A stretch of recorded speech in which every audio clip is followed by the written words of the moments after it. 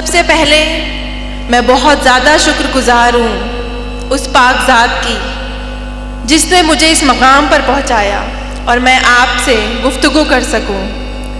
उसके बाद शुक्रगुजार हूँ most respected person doctor Abdul Qadeer sir की कि उन्होंने मुझे यहाँ पर दावत देकर इतनी हौसला अफजाई की और इतनी मेहमान नवाजी की। मैं डॉक्टर रोशन शेख मुंबई से आई हूँ। तो सबसे पहले मैं आपको ये बताऊँ कि मैं अभी एमडी परसीव कर रही हूँ। एमडी पैथोलॉजी लास्ट ईयर है मेरा, और जैसा कि आप देख रहे हैं कि मैं क्रच लेके चल रही हूँ। तो आई एम बायलैटरल एम्प्यूटी। मेरे दो पैर नहीं है, जो राइट पैर है वो अबव नी नहीं है और जो लेफ्ट वन है वो बिलो नी नहीं है। I am using prosthetic now and I am walking with this crutch. उसके पीछे एक रीज़न है, मैं बाय बर्थ ऐसी नहीं थी। 2008 में जब मैं आपके यहाँ फर्स्ट पीयू बोलते हैं, हमारे मुंबई में 11th स्टैंडर्ड बोलते हैं, जब 11th स्टैंडर्ड में मैं थी तो उस वक्त मैं कॉलेज से घर लौट रही थी और मेरा पहला सेमेस्टर एग्ज़ाम था। मैंने 10th में 92 स्कोर किया था और मुझे बचपन से ख्वाहिश थी कि मैं डॉक्टर बनूं। मेरे जो अब्बू हैं वो वेजिटेबल वेंडर हैं, सब्ज़ी तरकारी बेचते थे। हमारी माली हालत अच्छी नहीं थी और मैं बस डॉक्टर बनकर घर को सपोर्ट करना चाहती थी। और जो मुझ जैसे गरीब तलबा तालबात थे, जो मुझ जैसे गरीब बीमार थे, उनकी खिदमत करने का जज्बा था और अल्लाह से दुआ करती थी कि अल्लाह मुझे उस काबिल बनाना। उस वक्त कुछ ज़राए नहीं थे, आप लोगों की तरह इतने सारे हेल्पिंग हैंड नहीं आते थे हमारे पास, लेकिन बस एक ख्वाब था कि डॉक्टर बनना है। 10th में अच्छा स्कोर किया, साइंस में एडमिशन लिया। 11th क्लास का पहला सेमेस्टर था और मेरा जो कॉलेज था वो घर से काफ़ी दूर था। मुझे लोकल ट्रेन से ट्रैवल करना होता था, मुंबई की लोकल ट्रेन। 7 अक्टूबर 2008 मामूल की तरह ही दिन था। मैं जब पेपर देकर अपने कॉलेज से निकली, मैंने 12 डब्बों की ट्रेन पकड़ी बैंड्रा स्टेशन से। मैं ट्रेन के पहले डब्बे में सवार थी। ट्रेन 12 डब्बों की थी और मेरा जो डेस्टिनेशन स्टेशन था वो जोगेश्वरी था। जोगेश्वरी से पहले एक अंधेरी स्टेशन आता है जो बहुत ओवर क्राउडेड होता है। जब वो स्टेशन आया तो मैंने सोचा कि नेक्स्ट स्टेशन मेरा है, मुझे अपनी सीट से उठ के दरवाजे की तरफ आना चाहिए। ये एक लम्हा था। इस एक लम्हे में जब मैं अपनी सीट से उठी और दरवाजे की तरफ आई और दूसरे लम्हे में मैंने जब आंखें खोली तो वो 12 डब्बों की ट्रेन मेरी इतनी दूरी से, मेरे आंखों से बहुत तेज़ी से गुज़र रही थी। एक लम्हे के लिए मैंने सोचा कि मैं कोई ख्वाब देख रही हूँ। मैं तो ट्रेन के डब्बे में थी, ट्रेन की पटरियों पे कैसे आ गई हूँ और ट्रेन इतनी तेज़ी से मेरे सर के ऊपर से कैसे गुज़र रही है। बस एक वहम था कि अल्लाह करे ये ख्वाब हो, लेकिन मैं पहले डब्बे में सवार थी। वो 12 डब्बों की ट्रेन मेरे दोनों पहियों से कुचल के चली गई।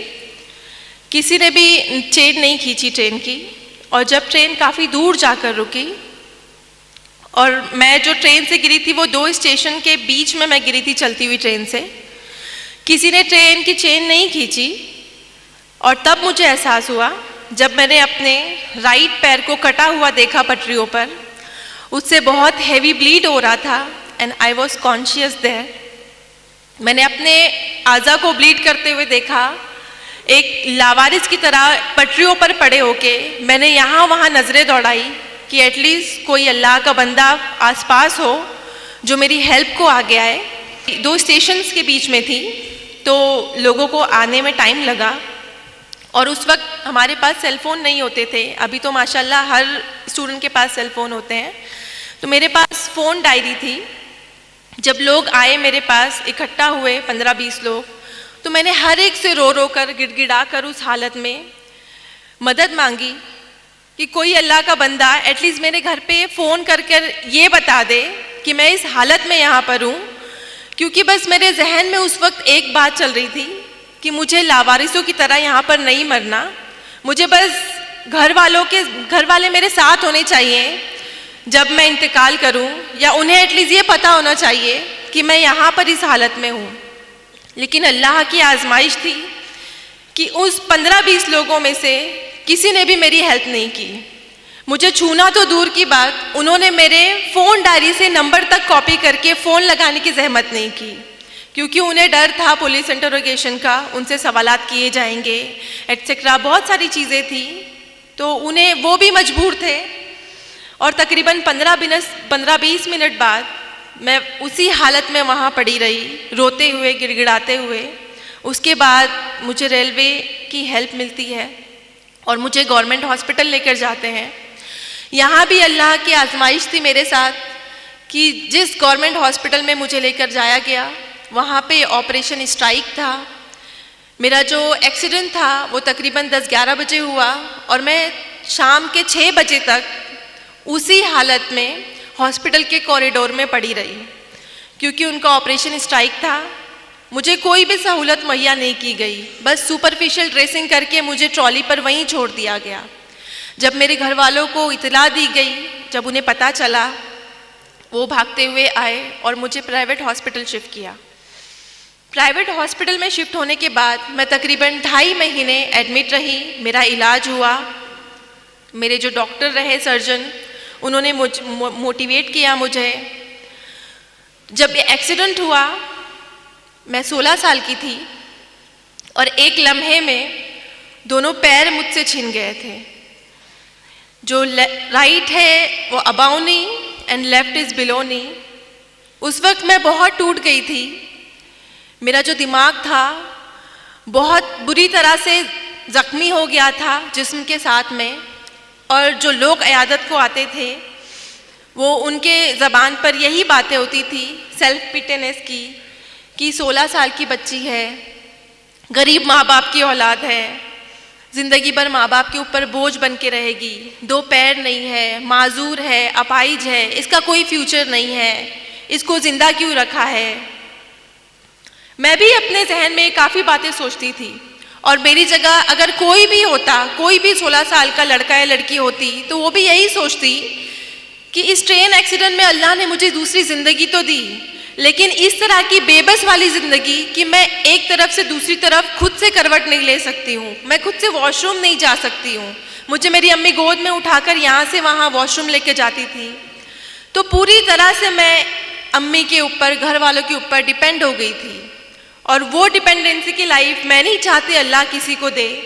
लेकिन उन हालात में और लोगों के जो जुमले होते थे वो मुझे सोचने पर मजबूर कर देते थे कि सच में अल्लाह तूने मुझे दूसरी ज़िंदगी क्यों दी।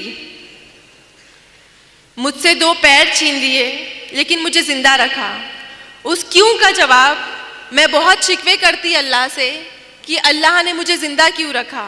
हर एक दिन दर्द से गुजरता मेरा। जब भी ड्रेसिंग होती हॉस्पिटल में मेरी चींघें गुजा करती थी, लेकिन मैं हमेशा शिकवा गुजार होती अल्लाह से कि अल्लाह ने मुझे दूसरी ज़िंदगी क्यों दी, तूने क्यों ज़िंदा रखा मुझे। उसका जवाब मेरी अम्मी ने कुछ अल्फाज कहे जो मैं आपको बताना चाहती हूँ। मेरी अम्मी ने मुझे बस ये कहा कि बेटा हम अशरफुल मखलूक़ात हैं, लेकिन हमें गैब का इल्म नहीं है। गैब का इल्म सिर्फ अल्लाह रब्बुल इज़्ज़त को है। आपके पास पूरा जिस्म है, आपके पास दिमाग है, आपके पास हाथ है, आपके पास आँखें हैं, आपसे सिर्फ छीना है तो क्या 2 मामूली पैर, सिर्फ 2 पैर लिए अल्लाह ने आपसे, और वो भी अल्लाह की चीज़ थी, तो उससे शिकवा कैसा। आपके पास दिमाग है, आपके पास आँखें हैं, हाथ हैं, आप पढ़ाई करो, अपना ख्वाब पूरा करो। तो इस मोटिवेशन में मेरी घर वालों ने बहुत सपोर्ट किया, मेरे स्कूल और कॉलेजेस के असातिज़ा ने, मेरे डॉक्टर ने मुझे मोटिवेट किया, और उन्होंने कहा कि आपके 2 पैर नहीं है तो क्या हुआ, आप चल नहीं सकती हैं तो क्या हुआ, आप डॉक्टर बन सकते हो। और इंशाअल्लाह आप एक दिन ऐसे चलोगे प्रोस्थेटिक लेग से कि सामने वाला देखकर आपको अंदाज़ा नहीं लगा पाएगा कि आपके पास 2 पैर नहीं है। उस वक्त मुझे लगता था कि ये सारी तसल्ली वाली बातें हैं, ऐसा कुछ नहीं होता। लेकिन मैंने हिम्मत नहीं हारी।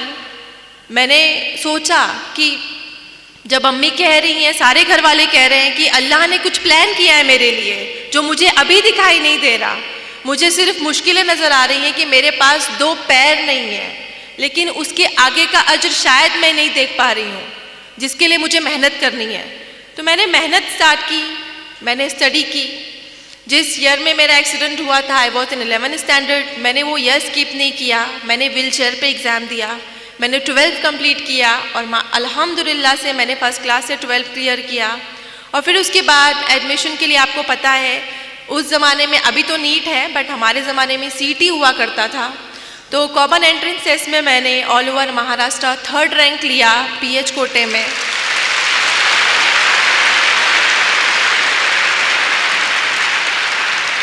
थर्ड रैंक लेने के बाद जिस तरह आपको खुशी हो रही है, मुझे इससे ज़्यादा खुशी हुई थी कि अल्हम्दुलिल्लाह मैं अपने ख्वाब के बहुत नज़दीक हूँ। और उसी दौरान मुझे ये प्रोस्थेटिक लगे, बायलैटरल जो प्रोस्थेटिक है मेरे नकली पैर, इससे मैंने चलना फिरना सीखा और मैंने 12th एग्ज़ाम क्लियर किया, सीईटी क्लियर किया। लेकिन यहाँ पर भी अल्लाह ने आजमाइश रखी मेरे लिए। मेडिकल में एडमिशन के लिए सारे डिसेबल पीपल को एक काउंसलिंग होती है, मेडिकल एग्जामिनेशन होता है और वहाँ पर हमारा डिसेबिलिटी परसेंटेज डिसाइड किया जाता है कि how much disable we are. तो वहाँ पे जब हम काउंसलिंग को गए, बहुत सारे कैंडिडेट आए हुए थे, मैं भी उनमें से एक थी। जब मेरा एग्जामिनेशन किया उन्होंने, तो मुझे मेरे डिसेबिलिटी सर्टिफिकेट पे उन्होंने 89% डिसेबल लिखा। और मेडिकल में एक क्राइटेरिया है, 20 ईयर्स लॉ है कि कोई भी फिजिकल डिसेबल जो कैंडिडेट है, जो उम्मीदवार है मेडिकल में एडमिशन के लिए, वो 40 to 70 के बीच में डिसेबल हुआ तो ही एडमिशन के लिए एलिजिबल है, वरना उसे एडमिशन नहीं मिलता है। तो I was more than 70% disable that time. और तो मुझे मेडिकल में एडमिशन के लिए डिनाई किया गया कि आप 89% डिसेबल हो, आप 2 क्रचेस यूज़ करते हो, आपके पास 2 पैर नहीं है, तो आप मेडिकल में एडमिशन नहीं ले सकते हो, आप डॉक्टर नहीं बन सकते हो। उस वक्त जो मायूसी की लहर थी मेरे अंदर, वो मेरे एक्सीडेंट के वक्त से ज़्यादा थी, क्योंकि मैंने बहुत मुश्किलों से अपने आप को समेटा था। मैंने बहुत यकीन किया था अल्लाह की ज़ात पर कि अल्लाह ने मेरे लिए कुछ बड़ा रखा है, क्या पता इसी के ज़रिए मुझे डॉक्टर बनना लिखा हो। लेकिन जब डिनाई हुआ तो मैं बहुत फिर से मायूस हो गई। लेकिन वहाँ पर मेरे डॉक्टर ने मुझे सजेस्ट किया कि आपके पास एक और रास्ता है, आप नाउम्मीद मत हो अल्लाह की ज़ात से, आपके पास एक और ज़रिया है, आप बॉम्बे हाई कोर्ट में अपना केस फाइल कीजिए। मेरे लिए बहुत अनोखी बात थी, आई थिंक आप लोगों के लिए भी होगी, कि मेडिकल में या कोई भी इंस्टीट्यूट में एडमिशन के लिए एक बच्चा जिसके पास एक अच्छा रैंक है, जो एलिजिबल है, उसे बॉम्बे हाई कोर्ट क्यों जाना है। उस वक्त मेरी समझ में नहीं आया, लेकिन मैंने हिम्मत नहीं हारी और मैंने अल्लाह से दुआ की, बहुत गिड़गिड़ा के दुआ की और अल्लाह पर यकीन रखा कि अगर इस तरह अल्लाह मुझे इस मेडिकल में एडमिशन को दिलाता है तो मैं ये भी ट्राई करूँगी, मैं हारूंगी नहीं इस मकाम से। तो मैंने बॉम्बे हाई कोर्ट में मैंने 2011 में केस फाइल किया अगेंस्ट मेडिकल काउंसिल। वहाँ पे विद इन 2 मंथ मेरा सब कुछ ऑब्जर्व किया गया। वहाँ पे जो जज थे मोहित शाह सर, उन्होंने मुझे देखा और मेरे अंदर का पैशन देखा उन्होंने एक्चुअली। और उस वक्त मेरे हाथों में 2 क्रचेस थी, अभी तो मैं सिंगल यूज़ करती हूँ, बट 2 क्रचेस के साथ में मैं जब बॉम्बे हाई कोर्ट के अंदर दाखिल होती थी, उन्होंने मेरा एटीट्यूड देखा कि, और उस वक्त जब हियरिंग होती थी तो सारे फैसले मेरे अगेंस्ट होते थे कि मैं 89% डिसेबल हूँ, मेरे पास 2 पैर नहीं है, मेरे हाथों में 2 क्रचेस है, मैं कैसे पेशेंट को ट्रीट करूँगी, मैं कैसे एक जगह से दूसरी जगह जाऊँगी। तो सब कुछ मेरे अगेंस्ट था और मैं बहुत नाउम्मीद हो गई थी कि शायद मुझे यहाँ पे भी डिनाई मिलेगा। और मुंबई में ऐसा कोई केस नहीं था कि मोर देन 70% डिसेबल के बाद भी किसी को एडमिशन मिला हो। मेरा केस पहला केस था जो बॉम्बे हाई कोर्ट में गया। लेकिन जब आखिरी दिन था, मैंने खुद से हिम्मत जुटाई और मैंने खुद से एक अहद किया। 2008 में मेरा एक्सीडेंट हुआ था और 2011 में ये बॉम्बे हाई कोर्ट में मैं गई। तो इन 3 सालों में मुझे डर लगता था ट्रेन की आवाज़ से। जब भी मैं ट्रेन को देखती तो मुझे खौफ बैठता था, लेकिन मैंने खुद की हिम्मत जमा की और मैंने सोचा कि अगर आज मैंने इस डर को नहीं भगाया ना, मुझे ये प्रूव करना है कि मेरे हाथों में 2 क्रचेस हैं। इस ट्रेन ने मेरे 2 पैर छीने, लेकिन मैं इसी ट्रेन में सवार होकर बॉम्बे हाई कोर्ट जाऊंगी। और लास्ट डे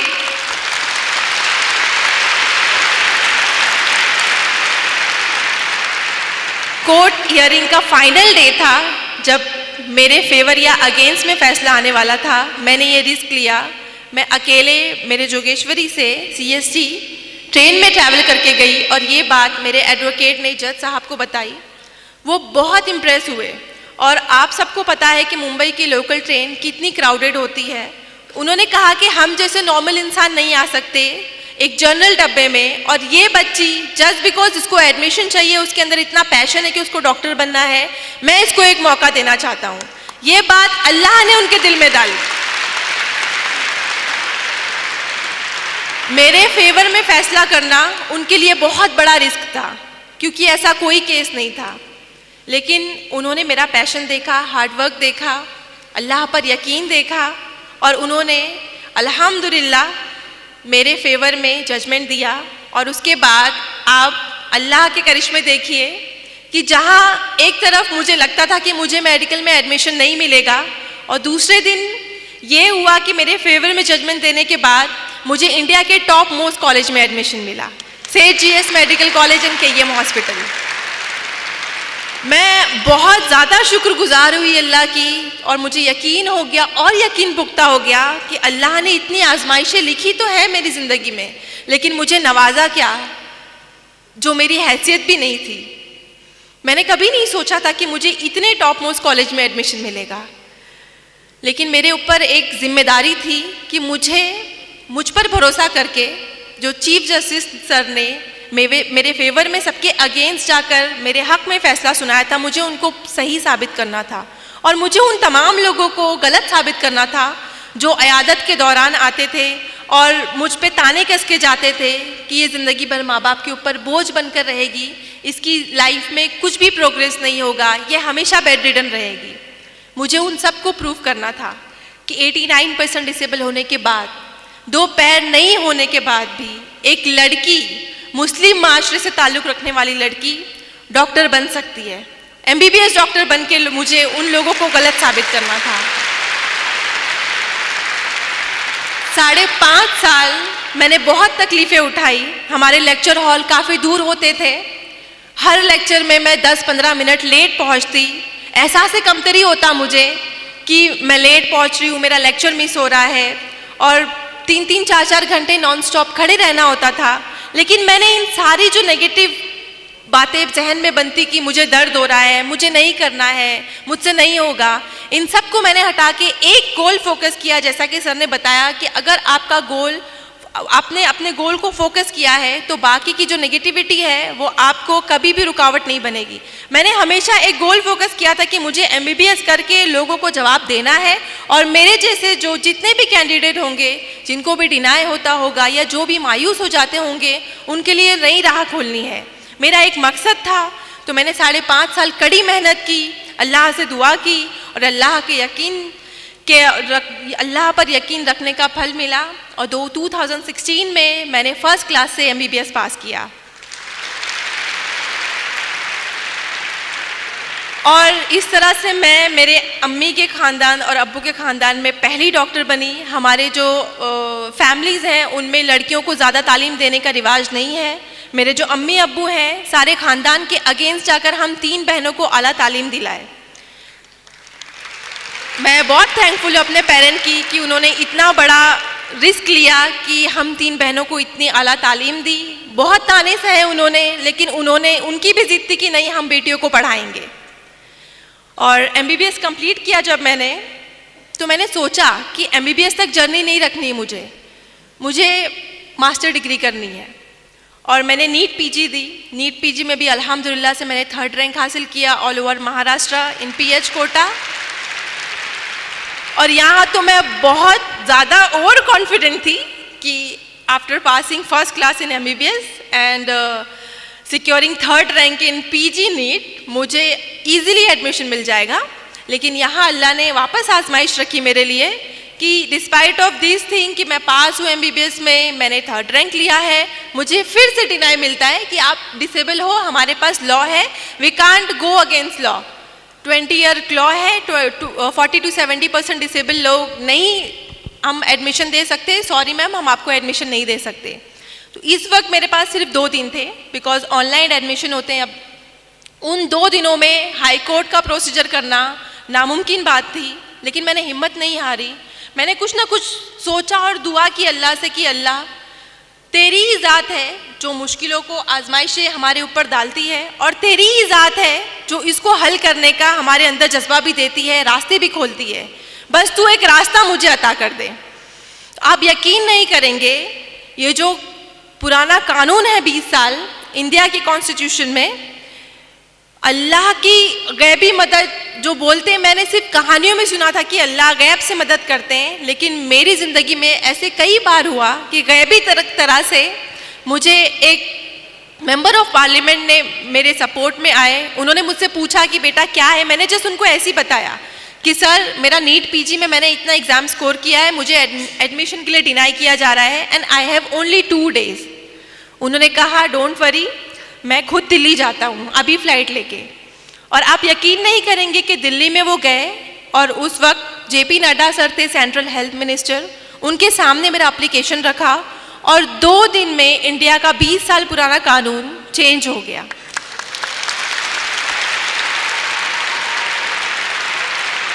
ये इंडियन कॉन्स्टिट्यूशन में तारीखी वाकया है कि कोई भी इतना साल पुराना कानून 2 दिन में चेंज हो जाए जस्ट बिकॉज ऑफ 1 एप्लीकेशन। तो ये अल्लाह का करिश्मा नहीं है तो क्या है, आप इसको क्या कहेंगे? अल्लाह की ज़ात पर यकीन रखने का फल है ये।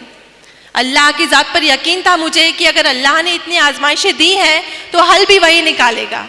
और उसके बाद जब ये रूल चेंज हुआ, और आपको बताऊं कि मैं अगेन मुझे MD में सेम कॉलेज में एडमिशन मिला, सेठ GS medical college and KEM hospital. और अभी मैं आपके सामने MD के लास्ट ईयर में हूँ। मेरे फाइनल एग्ज़ाम मई और जून में है। आप लोगों से दुआ की दरख्वास्त है कि आप लोग प्लीज़ मेरे हक़ में दुआ कीजिए कि मैं ये भी अच्छे नंबरों से कामयाब हो जाऊँ और लोगों को बहुत इंस्पायर करूँ। अल्लाह मेरे ज़रिए अगर ये काम करवाना चाहता है, मैं बहुत खुश हूँ, बस आप लोगों की दुआ चाहिए।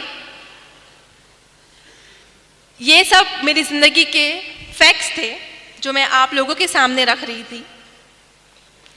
मैं अपनी ज़िंदगी के हालात इस मकसद से आपके साथ शेयर कर रही थी कि हालात चाहे जैसे भी हों, हमें अल्लाह की ज़ात से उम्मीद नहीं छोड़नी चाहिए, क्योंकि हालात को लाने वाली और उसको हल करने वाली ज़ात सिर्फ अल्लाह की होती है।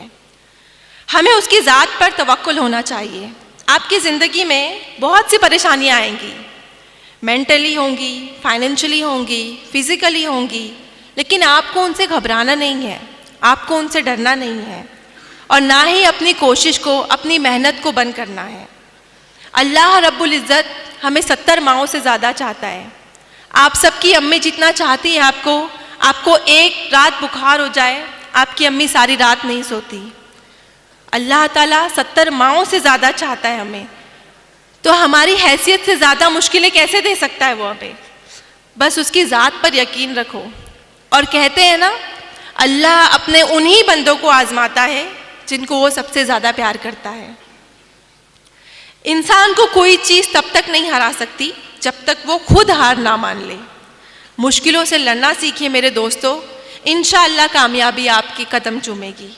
जैसा कि शेर में कहा है, परेशानियों से भागना आसान होता है, परेशानियों से भागना आसान होता है, हर मुश्किल वक्त ज़िंदगी में एक इम्तिहान होता है। हिम्मत हारने वाले को कुछ नहीं मिलता ज़िंदगी में, हिम्मत हारने वाले को कुछ नहीं मिलता ज़िंदगी में, मुश्किलों से लड़ने वालों के कदमों में जहान होता है।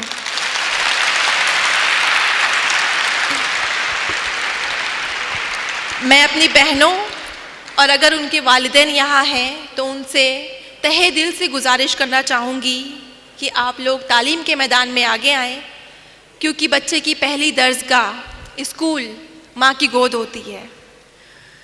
हम नस्लों की तामीर, उनसे नस्लों की तामीर स्टार्ट होती है। कहते हैं अगर एक मर्द तालीम याफ्ता एजुकेटेड हो तो इससे एक मुआशरे को बेनिफिट मिलता है, एक मुआशरा मुस्तफ़ीज़ होता है। लेकिन अगर एक औरत एजुकेटेड और तालीम याफ्ता हो तो उससे आने वाली नस्लें मुस्तफ़ीज़ होती हैं। आप हमारी नस्लों की अमीन हैं। अगर आपने तालीम हासिल की तो हमारी आगे आने वाली जनरेशन तालीम याफ्ता होगी। हमें बहुत ज़रूरत है आपके तालीम याफ्ता होने की। मैं यहाँ पे अगर पेरेंट्स आएँ तो उनको बहुत तहे दिल से गुजारिश करना चाहूँगी कि हमारी बहनें तालीम के मैदान में बहुत आगे हैं, उन्हें बहुत शौक़ है पढ़ने का। आप लोग प्लीज़ उनकी तालीम आधे अधूरे में ना छुड़वाएं, उन्हें आला तालीम हासिल करने दें और अपने मुल्क का, अपने कौम का नाम रोशन करने दें। एक शेर मैं अपनी बहनों के लिए पेश करना चाहूँगी। इंसान के किरदार की मेमार है औरत, इंसान के किरदार की मेमार है औरत, इखलास व मुरव्वत की तरहदार है औरत। ये माना रहम दिल है, नरम खूं है, सन्फ नाजुक है। ये माना रहम दिल है, नरम खूं है, सन्फ नाजुक है, मगर जब वक्त पड़ जाए तो एक तलवार है औरत।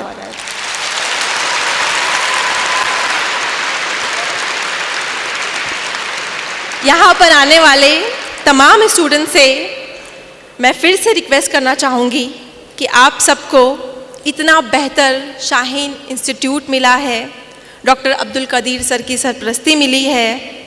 आप सब बहुत ज़्यादा खुश नसीब है। बिलीव मी, जब मैंने अपना नीट पीजी क्लियर किया, जब मैंने अपनी नीट की तैयारी की, हमारे पास ऐसा कुछ नहीं था। मेरे पास सिर्फ बुक्स थी और उस बुक से मैंने पढ़ाई की।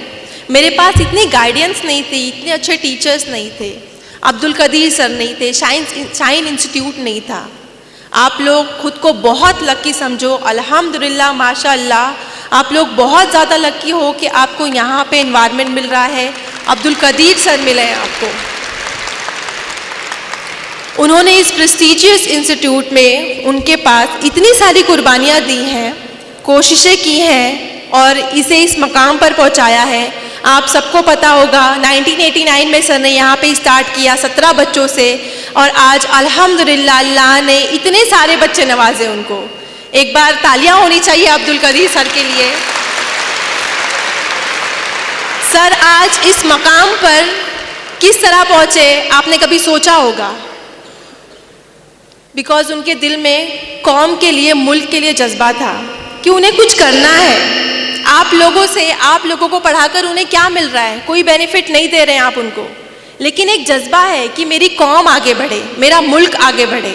और उस जज्बे को लेकर सर ने कोशिश की, दिन रात कोशिश की, ज़ीरो से लेकर आज इतना बड़ा मकाम किया सर ने। और आज सर उस मकाम पर है कि आप लोगों के लिए और करोड़ों लोगों के लिए एक इंस्पिरेशन बन गए। तो एक से शेर मैं सर के लिए कहना चाहूँगी। तारीख हो राहें तो नई राह दिखाएं। तारीख मतलब आपको पता है अगर अंधेरा। तारीख हो राहें तो नई राह दिखाएं, सोई हुई कौमों में ये हिम्मत को जगाएं। रहबर भी ये, हमदम भी ये, गमखार हमारे, अब्दुल कदीर सर ये बच्चों के हैं मेमार हमारे।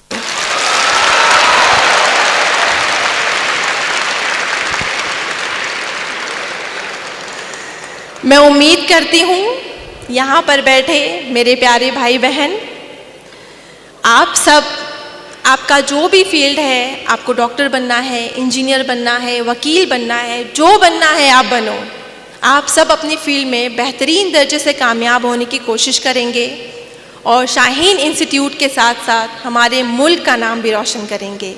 आप सबकी हमें और कौम को बहुत ज़रूरत है, बिकॉज़ आप सभी हमारा सरमाया हो।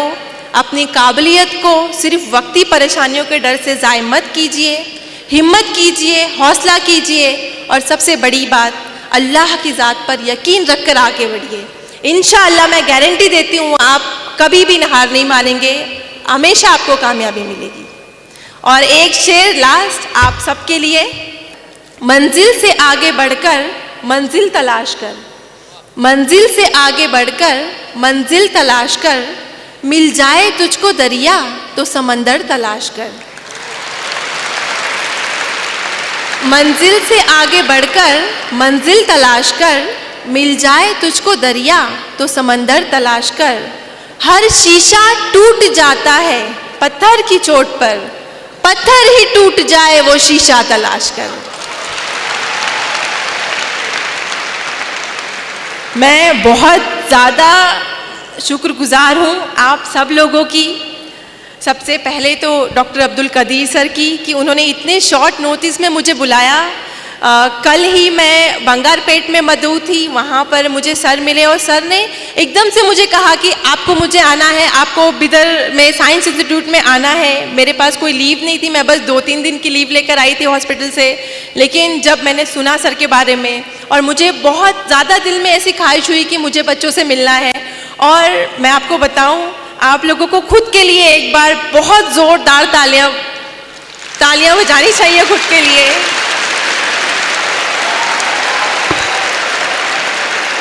इतना ज़्यादा तहम्मुल से, जबकि इतनी ज़्यादा तादाद है यहाँ पर माशाल्लाह, लड़कियों की भी लड़कों की भी। मैंने इतनी ज़्यादा लड़के ना, मैं कम से कम मोर देन 100 फंक्शन में गई हूँ, बट लड़कों की इतनी ज़्यादा तादाद मैंने कहीं नहीं देखी तालीम के फंक्शन में। तो लड़कों के लिए एक बार ताली होनी चाहिए। अल्लाह से दुआ है मेरी कि अल्लाह आप सबको कामयाब करे। स्पेशली हमारी लड़कियां तो माशाल्लाह से हमेशा से आगे रही हैं पढ़ाई में। हमारे यहाँ लड़के थोड़ा सा कमज़ोर होते हैं, तो मैं अपने भाइयों से बहुत प्यार से रिक्वेस्ट करूँगी कि आप लोग प्लीज़ आला तालीम हासिल करें। अगर हमारे पास तालीम का हथियार होगा तो ही हम ऊंची पोस्ट पर पहुंचेंगे, उस ओहदे पे पहुंचेंगे जहां पर हम अपनी कौम को इंसाफ दिलाएं, अपने मुल्क को तरक्की की राह पर ले जाएं। मैं बस आप लोगों का आखिरी बार शुक्रिया अदा करना चाहूँगी कि आपने इतने तहम्मुल से मेरी बात को सुनी। 5 मिनट और लेना चाहूँगी, इजाज़त है? बेसिकली ये एक नज़म है।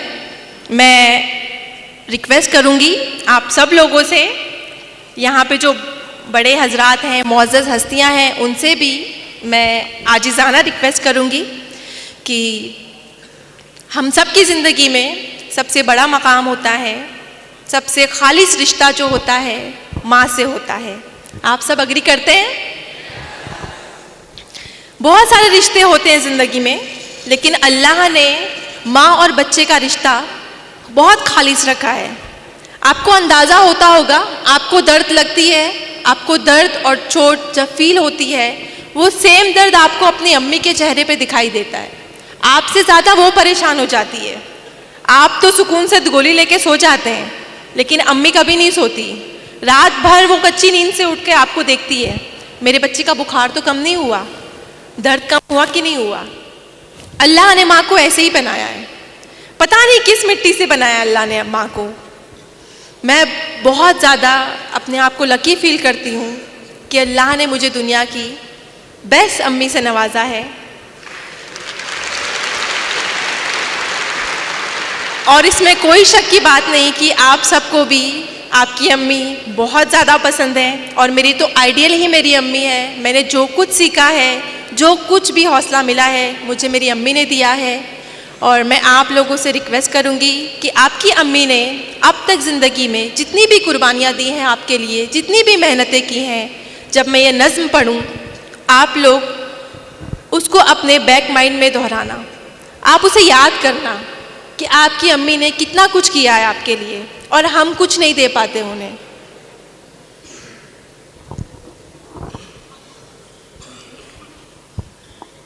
ऐ मेरी माँ तेरी चाहत को मेरे दिल का सलाम। और ये नज़्म सिर्फ मेरी अम्मी के लिए नहीं, आप सबकी अम्मी को डेडिकेट करूंगी।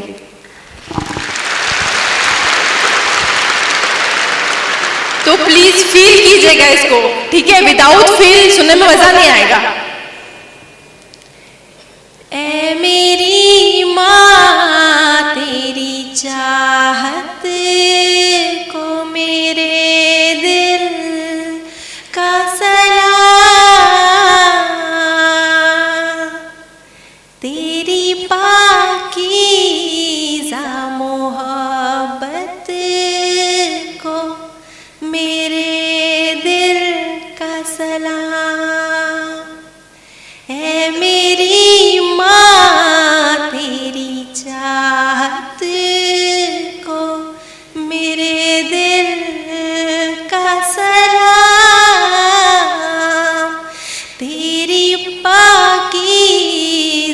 मोहब्बत को मेरे दिल का सलाम। तेरे एहसान का बदला ना चुका पाएंगे, तेरे एहसान को हरगिज़ ना गिना पाएंगे। तेरी अज़मत का पता ना लगा पाएंगे, तेरी हर एक इनायत को मोहब्बत को सलाम। ऐ मेरी माँ तेरी चाहत को मेरे दिल का सलाम। तेरी पाकीज़ा मोहब्बत को मेरे दिल का सलाम। मेरे ज़ख्मों